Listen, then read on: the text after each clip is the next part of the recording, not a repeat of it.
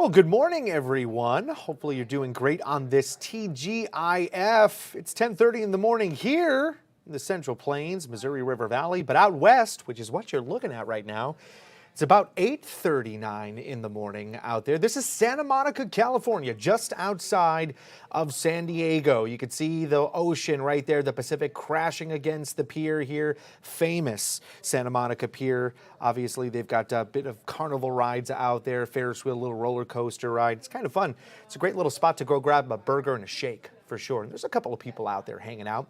A little gray.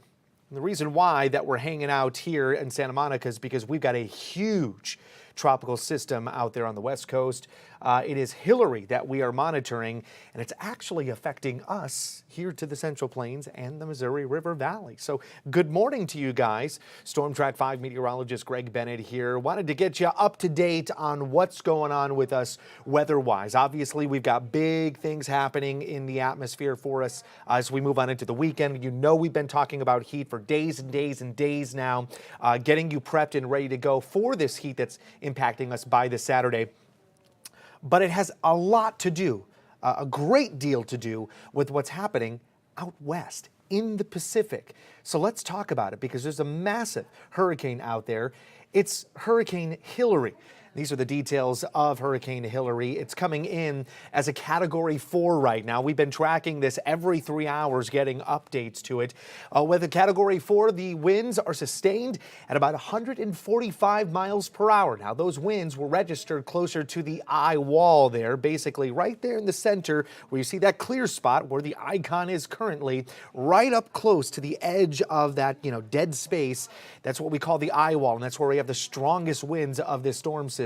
It is still tracking to the northwest now at about 10 miles per hour. So we've got some updates on the timing of where we're going to see the impact of this storm system. Let me go ahead and move this out for you and really get involved with it, showing you kind of the cone of uncertainty. That's what we call this.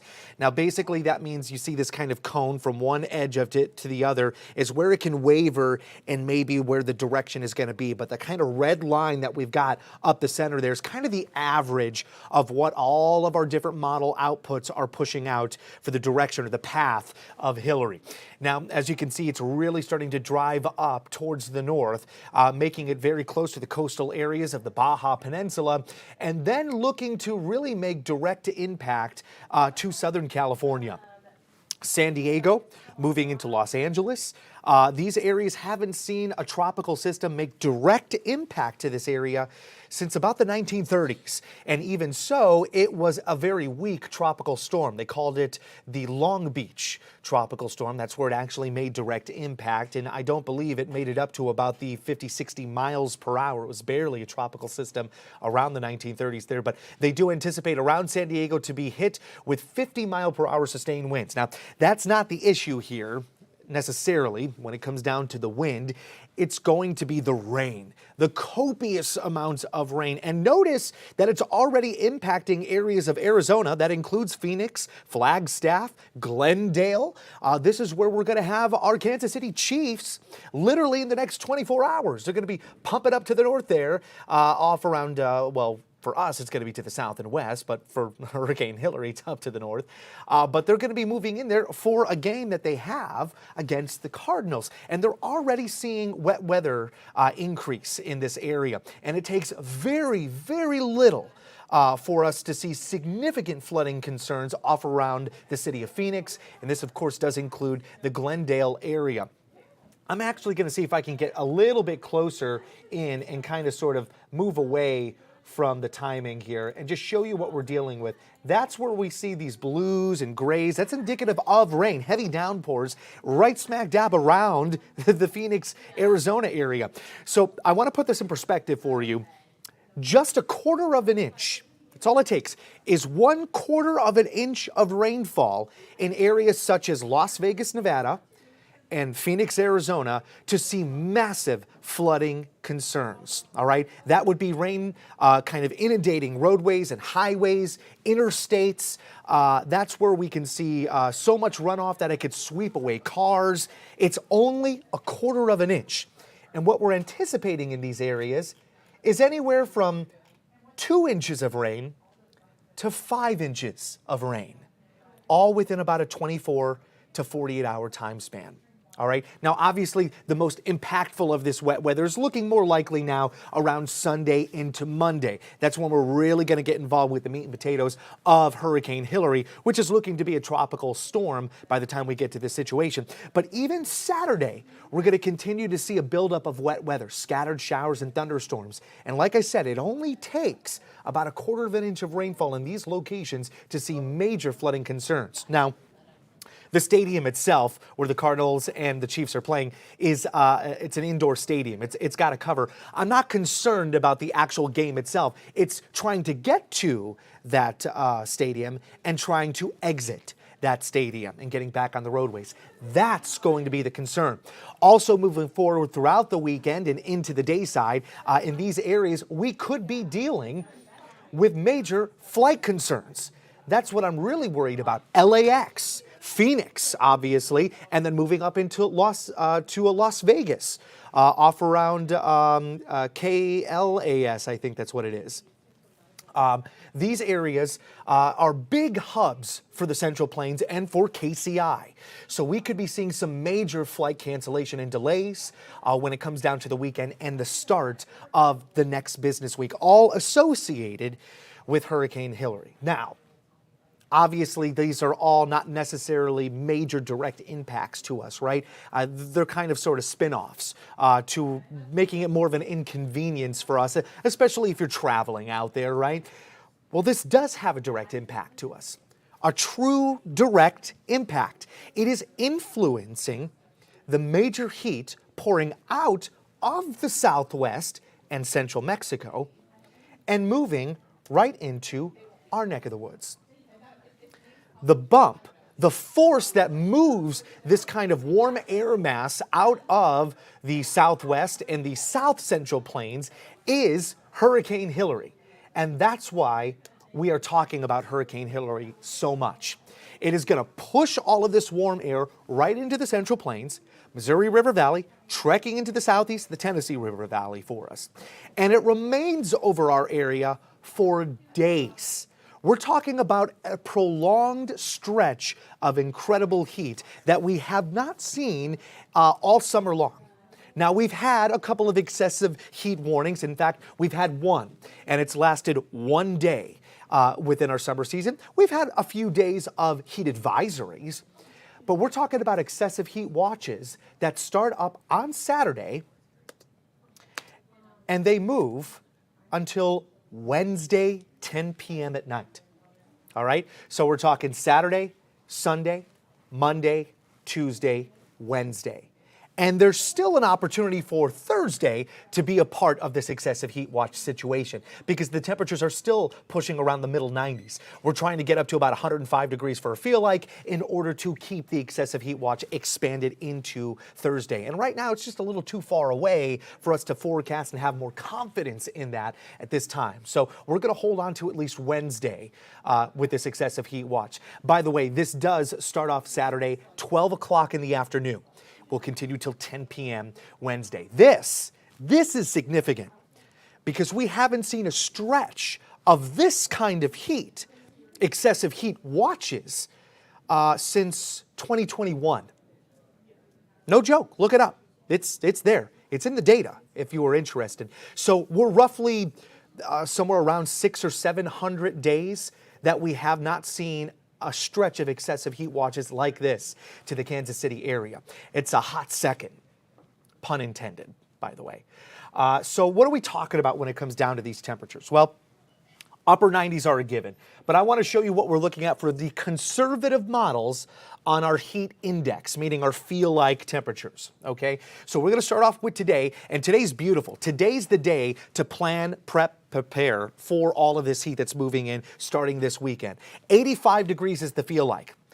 That's also going to be the actual air temperature out the door. We're expecting about 85 degrees. Very comfortable.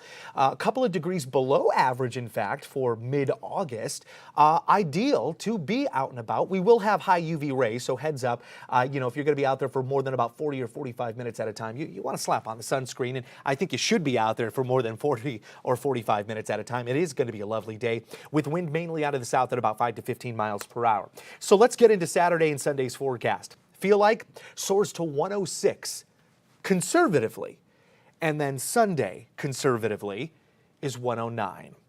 Some hot stuff for us. That's dangerous heat. That could be life-threatening heat. So we're taking this very seriously here at KCTV5 and, of course, the Storm Track 5 Weather Center, making sure that you know the data and making sure that you're ready for this kind of intense warmth. Now, I'm going to show you the aggressive model because it's not quite so different from what we're dealing with our conservative model value. So we were calling for 106 in the conservative. Let's talk about the aggressive. 108.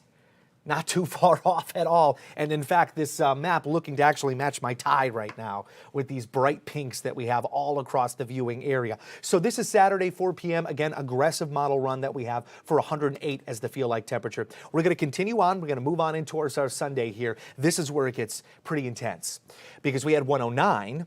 We're going to call for 110 for the feel like temperature. That's KCI with Lawrence there coming in at 112 degrees. Local areas here to the metro could absolutely achieve that 112 mark as the feel like temperature, especially with the daytime highs, mind you, making it up to, about 96 to 98 degrees on average. That's what we're calling for right now. Here's the KC Air Show, mind you. If I'm not mistaken, there are some planes out there flying right now, kind of getting ready for the air show that starts on Saturday.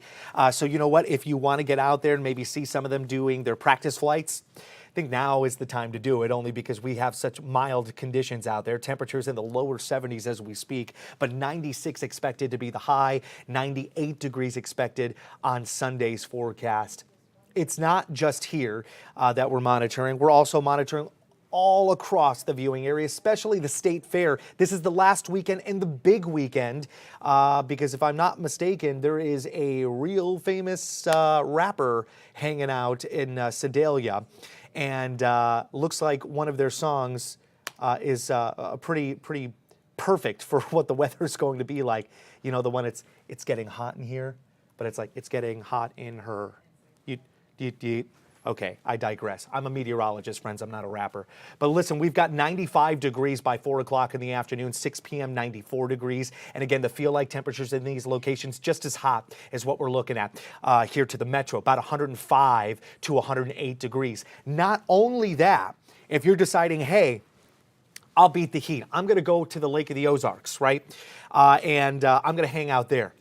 The air temperature, Saturday and Sunday, around 98 to 102 degrees.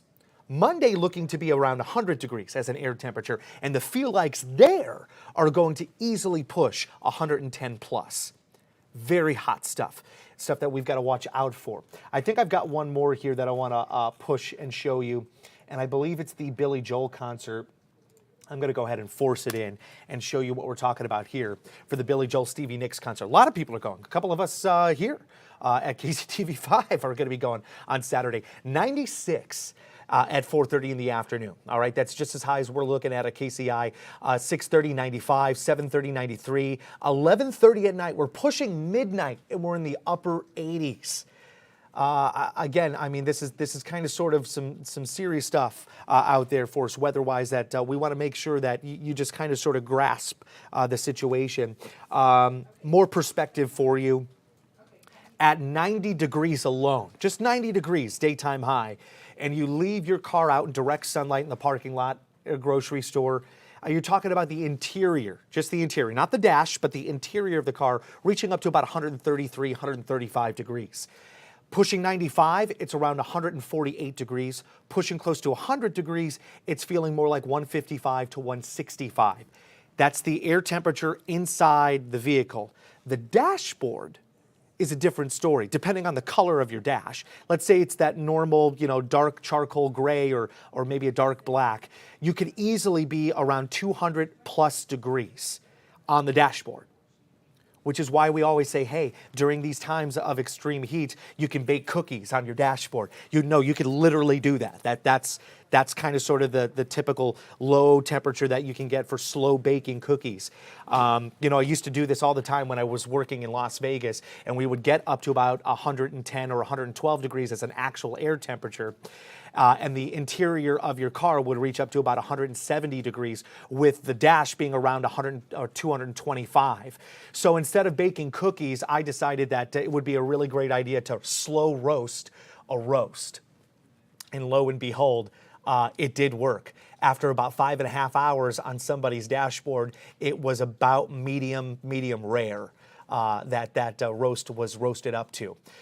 Pretty wild stuff. Now, obviously, we're not getting up to 112 degrees air temperature-wise here, but with these upper 90s and the dashboard getting up to that 200-degree mark, yeah, that's definitely the realm of slow baking some cookies on your dashboard. So some things to talk about and think about here. You know, you never want to leave your animals or your kiddos in the backseat of a car. You know, even if you're just going to go in for 5 minutes, it is not worth it. Take them in just to keep it on the safe side.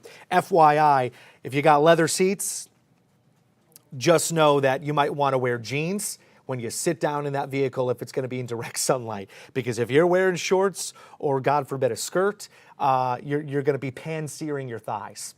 All right, so just take that into consideration for this weekend as you're going to be out and about today. Really taking breaks in the AC shaded areas. Water. Staying hydrated is a very, very important situation here. We're also going to be dealing with very high UV indices. Today alone, I think we've got like a 9.3 out there. That'll put our burn time at about 40 or 45 minutes. There it is, 40 minutes. And we're looking to be just as high as we move on into our Saturday. So take that into consideration. Outdoor plans. You want to be slapping on the sunscreen. I'm not telling you not to be outdoors. I'm not saying that, but I just want to make sure that you're aware of the situation and you're going to act appropriately for this kind of aggressive heat, right? It's not going to be a wise choice to mow the grass at noon. It'll be a better idea to maybe mow the grass at 8 or 9 o'clock in the morning when we're still dealing with temperatures maybe just in the 80s. It's still reasonably comfortable. You can get that stuff done. If you want to do a jog, you want to do it in the early morning, maybe even before sunrise, 6 a.m., 6:30, 7 o'clock in the morning. That's going to be a good opportunity to walk the dog or to get that morning jog in. I don't even think it's worthwhile to try to get an evening jog in because we're talking upper 80s that could still be lingering around 11:30 at night. Okay, so definitely want to get that stuff done, those chores, those outdoor things done in the early morning when it comes down to it. And I'm not just talking about Saturday. It's Sunday, Monday, Tuesday, Wednesday, Thursday, Friday. And when it comes down to the kids heading off to school, make sure that they are prepped for it, right? You want to have electrolytes for those kiddos if they're going to be out and about. And I'm sure schools are acting appropriately for this major heat. Maybe physical education or gym class is not going to be outdoors. Maybe it's going to be indoors, right? Hopefully that'll happen for those kiddos. I'm going to bring you back to this map here, the upper level map that we have, talking about the upper levels of the atmosphere, because it's fascinating that how we're getting involved with this heat has really everything to do with what's going on out west. The caveat to bump this major heat into our localized areas, not necessarily the jet stream, but it's actually forced by Hurricane Hilary that's out there just off the coast of central Mexico on its way towards the coastal areas of the Baja Peninsula right down there in the Gulf of California, just before it starts to enter in off around Southern California and then enter into the Southwest as a whole, which we're looking at some major flooding issues, major concerns throughout Nevada, Arizona, even New Mexico, and of course Southern California. Mudslides, landslides, that is going to be a big deal as we move forward in time here. Loss of power, major flooding concerns. That is going to be a huge situation out west. This is going to be a story you're going to see for days. It's going to be on the national news. We're going to be talking about it here because it impacts us as well. This is going to impact us not only for the heat, but it's going to impact us for even flight delays or cancellations. LAX is a huge hub for KCI. Same thing for Phoenix, and the same thing for LAS, off around the McCarran. Well, it's not the McCarran Airport anymore. I believe it's the Reagan Airport, if I'm not mistaken. That's in Las Vegas. So huge hubs for the country right there for flights, which can see some serious backups all the way out to our neck of the woods and even across right on over towards New York, Miami, Orlando, all of those areas to the East Coast too. So I'm going to get involved with one more time what we're dealing with this tropical storm, or I shouldn't say tropical storm, hurricane. It's kind of exciting for me to actually get back involved with the tropics here. I grew up in the state of Florida. A lot of my career has been in television stations in the state of Florida, from the Panhandle on over towards the Gulf coastal areas. I also worked a little bit with ULA, the United Launch Alliance out there at Cape Canaveral for a brief moment, talking about weather and helping them out with their PR as well. And obviously my experience in my backing in school from Florida State University is an emphasis in tropical weather. So it's kind of sort of fun to be able to talk about this right now. But Hilary is out there, and mind you, very, very organized. What I'm seeing here as a meteorologist and my experience with tropical weather, we've got ourselves a wonderfully organized system. I don't see a breakdown here. I don't even see the need for an eye wall replacement, which would mean a weakening of the eye, but then maybe another one starts to rotate in. This has been the same eye this whole time for the past 3 hours, at least in this forecast map. So that just goes to show you we're in a wonderful spot for this to continue to be nurtured and continue to keep its strength. We do anticipate this to actually get up to about 150 miles per hour just on the cusp of potentially being a Category 5 hurricane before it starts to make impact, and then it really starts to depreciate in intensity as we move forward, as it gets into those higher elevations. The Baja Peninsula there, mind you, it's mountainous. We've got a lot of rocky edges there, and that'll help kind of rip apart some of that meat to the interior of the hurricane itself, which will aid in decreasing its intensity. So pretty wild stuff there, but we did slow it down. It is now still moving to the northwest at about 10 miles per hour, right? So technically it's moving north, a little bit more out to sea here, but it's going to revert back towards the east as we make it into the next 36 hours. And that's due to another area of high pressure within the Pacific. It's supposed to be the Central Pacific high, but it's kind of sort of shifted a bit more to the south, a little bit more towards the east, which is kind of forcing Hilary back over towards the west coast. Let me show you what I'm talking about here.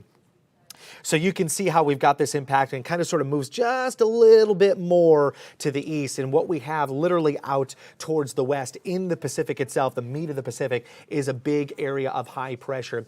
And what we have now, obviously, out towards the south central plains in Texas is that upper level high pressure system. So this hurricane is trying to find its way to the north. That's all it can do. That's all it can do. It doesn't have movement to dip to the south. It doesn't have that space to do it. So it's kind of squeezing itself in between these two different pressure systems, these high pressure systems, one in the U.S., one out into the Pacific, right? And in doing so, it's going to force one of those pressure systems to move a bit. And it's decided it's going to move on that warm air ridge that's over bits of the southwest and the south central plains. That high pressure ridge continues over into the central plains and really messes us up to get into some serious, significant heat. So really, you can thank Hilary for bringing on this major heat mass across our neck of the woods for the next several days, let alone just for the weekend.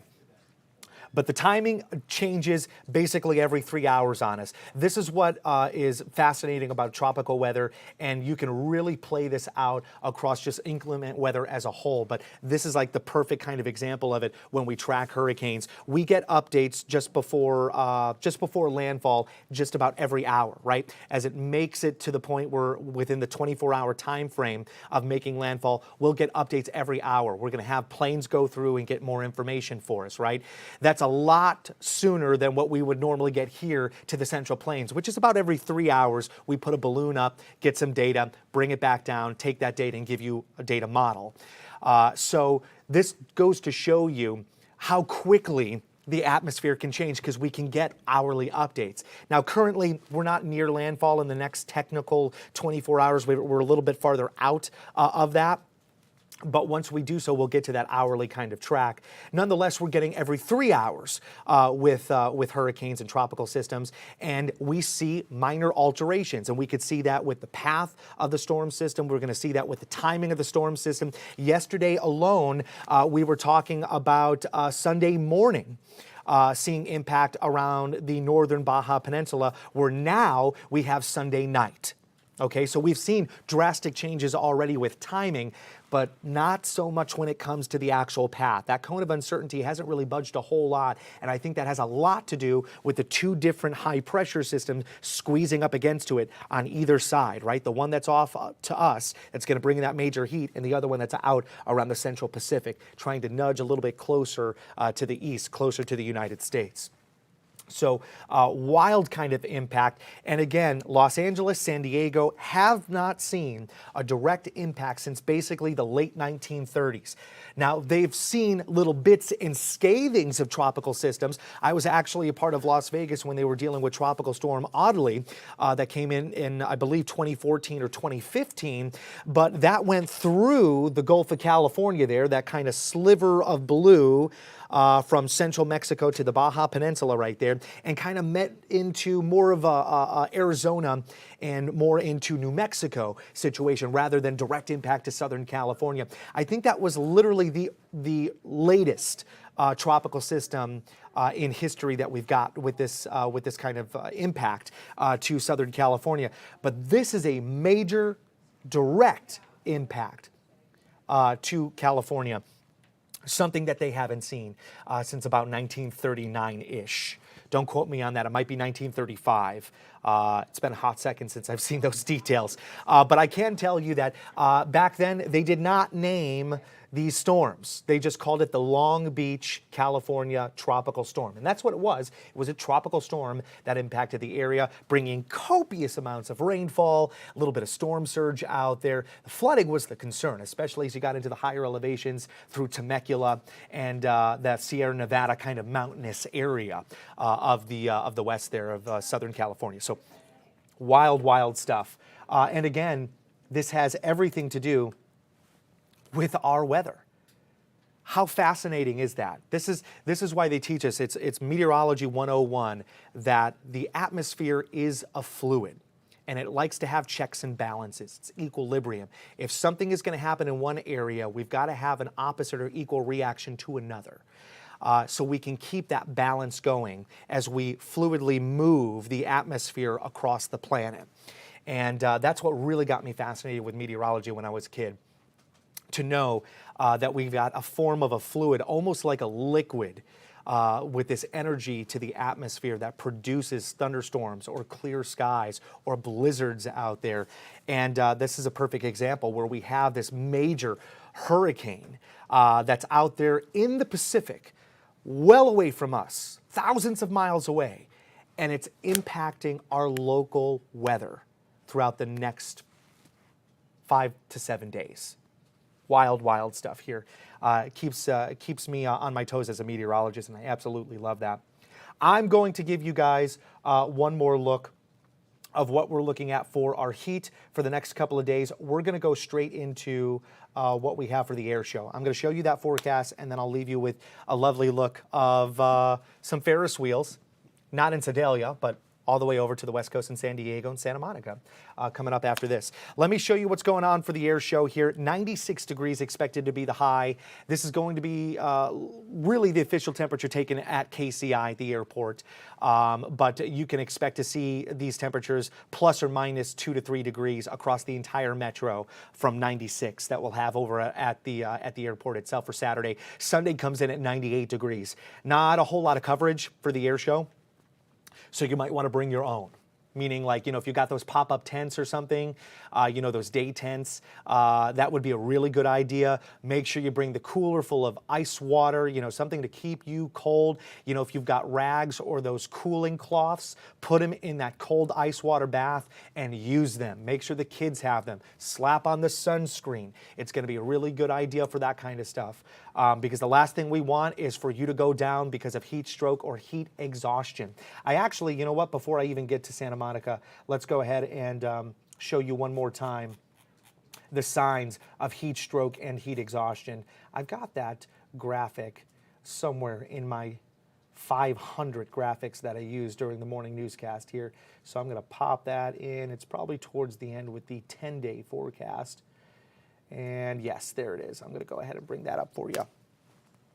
I want to just go ahead and go over these one more time for you because, you know, it's been a little bit of a reprieve from major heat. But, you know, heat exhaustion, that's one that could actually wind you up in the hospital. You know, may not necessarily kill you, but it can be really bad stuff. You can get nausea, vomiting from it, faintness or a dizziness. If you have excessive sweating, cool, pale, kind of clammy skin or hands, rapid, weak pulse. So you're just pumping, but it's just really, really light. That's all those signs of heat exhaustion.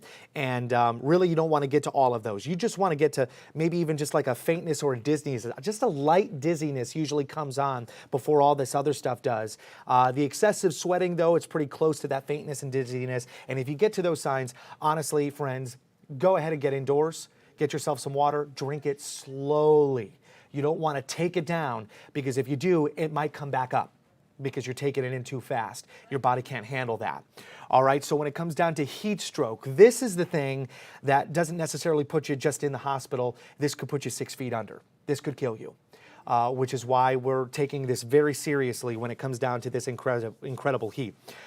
Pounding headache, that's going to be a big sign of it. And the other thing is you go from sweating to then not sweating at all. That is a huge factor right there. Red, hot, dry skin. It's going to look like you're starting to see a sunburn on you.